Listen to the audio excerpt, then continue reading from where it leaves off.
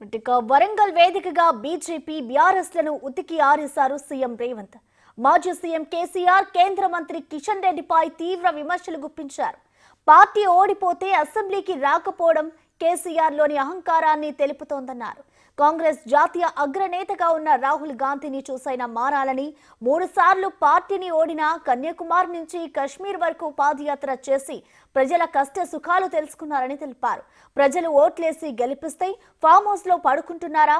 అసెంబ్లీకి వచ్చి సూచనలు చేయండి, మేము వినడానికి సిద్ధంగా ఉన్నామని పిలుపునిచ్చారు. అభివృద్ధికి అడ్డుపడితే జైలుకు పంపుతానంటూ మాస్ వార్నింగ్ ఇచ్చారు రేవంత్. ఫామ్ హౌస్ లో కూర్చొని చేస్తున్న కుట్రలు అన్నీ తెలుసన్నారు. అవినీతి సొమ్ముతో కిరాయి మనుషులతో కుట్రలు చేస్తున్నారంటూ విమర్శించారు.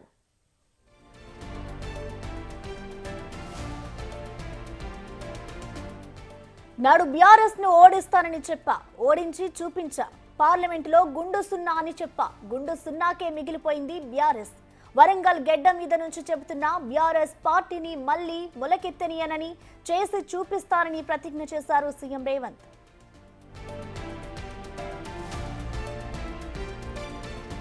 ఇంకా 4 సంవత్సరాలు కడుపు కట్టుకొని ప్రతి గంట ఆఖరి శ్వాస వరకు, చివరి రక్తం బొట్టు వరకు రాష్ట్ర అభివృద్ధి కోసం అంకితమై శ్రమిస్తానన్నారు సీఎం. మౌనంగా ఫామ్ హౌస్ లో పడుకుంటే కేసీఆర్ సంగతి తెలియదని అనుకుంటున్నారని, అసెంబ్లీకి రావాలని తేల్చుకుందామంటూ సవాల్ విసిరారు రేవంత్. నిజమైతే రా, అసెంబ్లీలోకి రా, చర్చ పెడదాం. తారీఖు నిర్ణయించు చంద్రశేఖరరావు. ఏ రోజు చెప్తావో, ఏ సమయం చెప్తావో ఆ రోజు అసెంబ్లీ పెడతా. రా, నువ్వు ఓడితే ఇంట్లో పోయి బంతవా? రాహుల్ గాంధీని చూసి సిగ్గు తెచ్చుకో. 3 సార్లు ఓడిపోయినా ప్రతిపక్షం ఉండి కన్యాకుమారి నుంచి కశ్మీర్ వరకు 150 రోజులు 4000 కిలోమీటర్లు మండు టెండల్లో మంచు కొండలో పాదయాత్ర చేసి ప్రజలకు అందుబాటులో ఉన్నోడు అంటే బాధ్యతాయుతమైన ప్రతిపక్ష నాయకుడు. అధికారంలో ఉంటే దోసుకుంటా, ప్రతిపక్షంలో ఉంటే ఫామ్ హౌస్లో వండుకుంటా. ఇదా నీ విధానం? నిజంగానే ప్రజలు కష్టాలలో ఉంటే ఫామ్ హౌస్లో గాడిది పండ్లు దొమ్ముతున్నావా? రా, ప్రజల్లోకి వచ్చి మాట్లాడు. ప్రతిపక్షంగా ఏం సూచన చేస్తావో చెయ్యి ప్రభుత్వానికి. మేము వినడానికి సిద్ధంగా ఉన్నాం. ఇంకా 4 సంవత్సరాలు కడుపు కట్టుకొని రోజుకు 18 గంటలు, ఒక్క రోజు 1 గంట 1 నిమిషం కూడా సెలవు తీసుకోకుండా ఆఖరి శ్వాస వరకు, చివరి రక్త పొట్టు వరకు ఈ 4 కోట్ల తెలంగాణ బిడ్డల కోసమే నేను అంకితమై చెప్పిన నాడు ఓడిస్తాని. ఓడించిన పార్లమెంటులో గుండు సున్నా అని చెప్పిన గుండు సున్నా తెచ్చిన. ఇవాళ నీ పార్టీని మళ్ళీ మొలకెత్తనియనని ఈ వరంగల్ గడ్డ మీద నుంచే చెప్తున్న కేసీఆర్, కాసుకో, చూద్దాం ఏందో మా కార్యకర్తల పౌరుషమో, నీ తాగుబోతు విధానాలు, కుట్రలు, కుతంత్రాలు తేల్చుకుందాం. నువ్వు అనుకుంటున్నావేమో మౌనంగా ఫామ్ హౌస్లో వండుకుంటే నీ సంగతి నాకు తెలియదని. నీ ఉపాయం తెలుసు, నీ ఉబలాటము తెలుసు. అన్నిటికీ కుక్క కాటుకు చెప్పు దెబ్బ అనే మందు నా దగ్గర సిద్ధంగా ఉంది. తప్పకుండా నీకు పెడతా. రా అసెంబ్లీకి. మళ్ళొక్కసారి చెప్తున్నా, రాబోయే స్వామి అసెంబ్లీకి రా. చూస్తుందా? ఎవడో ఇస్తే రాలే కుర్చీలకు. తొక్కుకుంటూ వచ్చిన కుర్చీలో నిన్ను తొక్కుకుంటూ వచ్చిన గుర్తు పెట్టుకో. తేలుద్దాం, సిద్ధంగా ఉన్నా. తారీఖు పెట్టు, సమయం పెట్టు, వచ్చి చెప్తా బిడ్డ నీ సంగతి. ధన్యవాదాలు. దీనికి సంబంధించిన కంప్లీట్ డీటెయిల్స్ ని మా ఇన్పుట్ ఎడిటర్ పవన్ లైవ్ ద్వారా అందిస్తారు. పవన్, చెప్పండి. నిన్న మనం చూసాము సీఎం రేవంత్ రెడ్డి డైరెక్ట్ గా ఇటు బీజేపీ బీఆర్ఎస్ పై అయితే తీవ్ర విమర్శలు చేశారు. ఇటు కేసీఆర్ కైనా సవాల్ కూడా విసిరారు. మొత్తంగా రేవంత్ స్పీచ్ ని ఏ విధంగా చూడాలి? దీనికి సంబంధించి బీఆర్ఎస్ నేతలు ఏమైనా స్పందించారా పవన్? నిన్న వరంగల్లో ఇందిరా మహిళా శక్తి విజయోత్సవ సభ అత్యంత ఘనంగా కాంగ్రెస్ పార్టీ ఏర్పాటు చేసింది. కాంగ్రెస్ పార్టీ తెలంగాణలో అటు అధికారంలోకి వచ్చి సంవత్సరం దగ్గర పడుతున్న సందర్భంగా విజయోత్సవ సభలు నిర్వహించాలంటూ అటు కాంగ్రెస్ పార్టీ నిర్ణయించిన నేపథ్యంలో ఎక్కడైతే రైతు డిక్లరేషన్ సభ మొదలు పెట్టారో అక్కడే వరంగల్ గడ్డపైనే విజయోత్సవ సభ ప్రారంభించాలని సీఎం రేవంత్ రెడ్డి నిర్ణయించారు. దానిలో భాగంగానే నిన్న వరంగల్లో అనేక సంక్షేమ కార్యక్రమాలకు కూడా ఆయన ప్రారంభోత్సవం చేశారు.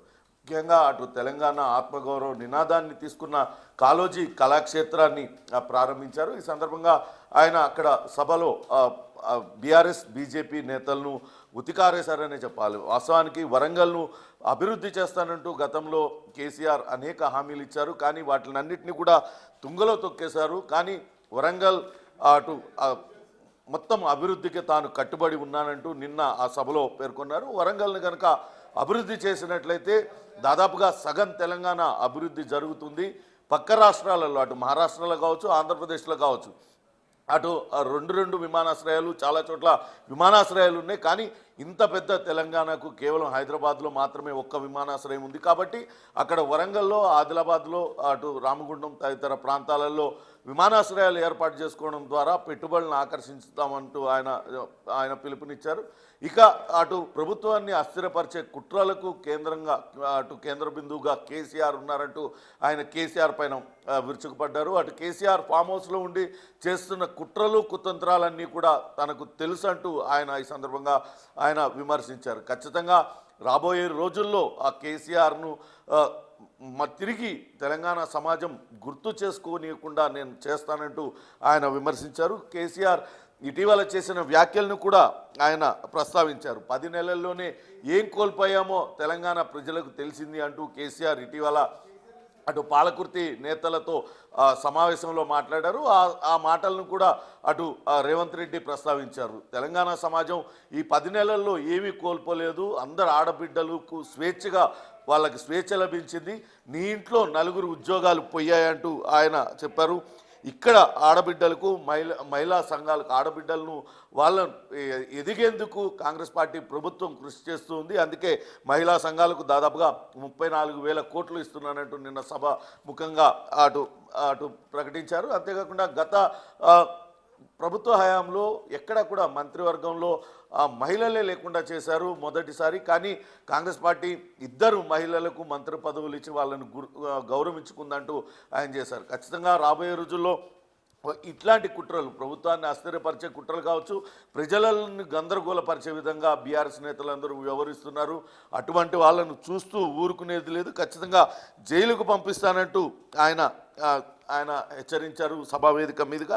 ఇక అటు బీజేపీ నేత కిషన్ రెడ్డి పైన కూడా తీవ్ర స్థాయిలో విరుచుకుపడ్డారు. అక్కడ సబర్మతి నదిని అటు శుద్ధి చేస్తే అక్కడ చప్పట్లు కొట్టిన కిషన్ రెడ్డి ఇక్కడ మూసి పునరుజ్జీవానికి అడ్డం పడుతున్నారంటూ ఆయన చెప్పారు. కిషన్ రెడ్డి పైన ఇన్ని రోజులున్న గౌరవం కోల్పోయారు కిషన్ రెడ్డి అంటూ కూడా తీవ్ర స్థాయిలో విమర్శించారు. మోడీ గులాముల్లా వ్యవహరిస్తూ ఉన్నారు.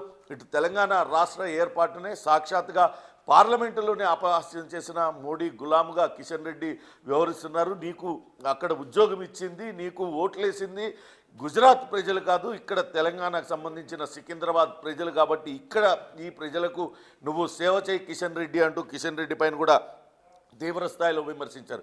ఖచ్చితంగా అటు ప్రతిపక్షాలు చేస్తున్న కొన్ని ఆరోపణలకు ఆయన సభా వేదికపై నుంచే చెప్పారు. ఇంకా అక్కడక్కడ కొన్ని చోట్ల రుణమాఫీ జరగాల్సి ఉంది, ఖచ్చితంగా అటు రుణమాఫీ చేసి తీరుతామంటూ ఆయన మరోసారి ఆయన స్పష్టం చేశారు. రుణమాఫీ చేయడంతో పాటు అటు ఉద్యోగ ఉపాధి కల్పనకు కూడా అటు కాంగ్రెస్ సర్కార్ కట్టుబడి ఉందంటూ ఆయన చెప్పారు. ఇప్పటికే గత ప్రభుత్వం చేసిన ఆర్థిక విధ్వంసంతో అప్పుల కుప్పగా తెలంగాణ మారిపోయింది.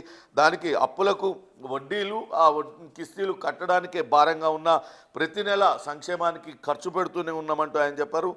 ఉమ్మడి వరంగల్ జిల్లాలో అటు ప్రభుత్వం ఏర్పడిన తర్వాత కొన్ని వేల సంఖ్యలో ఉద్యోగాలు ఇచ్చాం.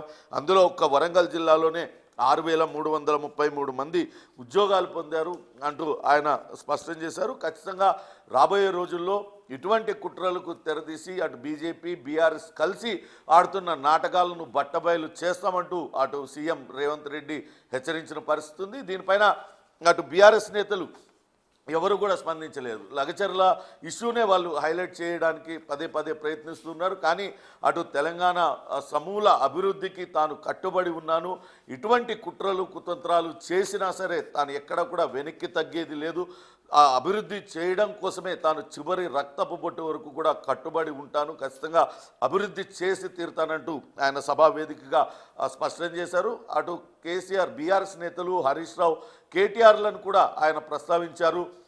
కేసీఆర్ ఫామ్ హౌస్లో కూర్చొని వీళ్ళిద్దరినీ ఉసిగొల్పుతున్నారు. ఆడబిడ్డలకు అటు బస్సులో ఉచిత ప్రయాణాన్ని కల్పిస్తే ఆటో డ్రైవర్లను రెచ్చగొట్టి వాళ్ళతో ధర్నాలు చేయించడం, ఒక ఫార్మాసిటీ లేకుంటే అక్కడ అభివృద్ధి కోసం భూములు తీసుకుంటుంటే అక్కడ గిరిజనులను అక్కడ ఈ భూములు కోల్పోని వాళ్ళందరినీ కూడా రెచ్చగొట్టి ఏదో జరుగుతుంది అన్నట్టుగా చేయడం ఇవన్నీ కూడా ప్రజలు గమనిస్తున్నారు. రాబోయే రోజుల్లో ఇటువంటి కుట్రలు కుతంత్రాలకు కనుక పాల్పడినట్లయితే తన విశ్వరూపం చూస్తారంటూ ఆయన సీఎం రేవంత్ రెడ్డి ఘాటుగా హెచ్చరించారు. ప్రసన్న.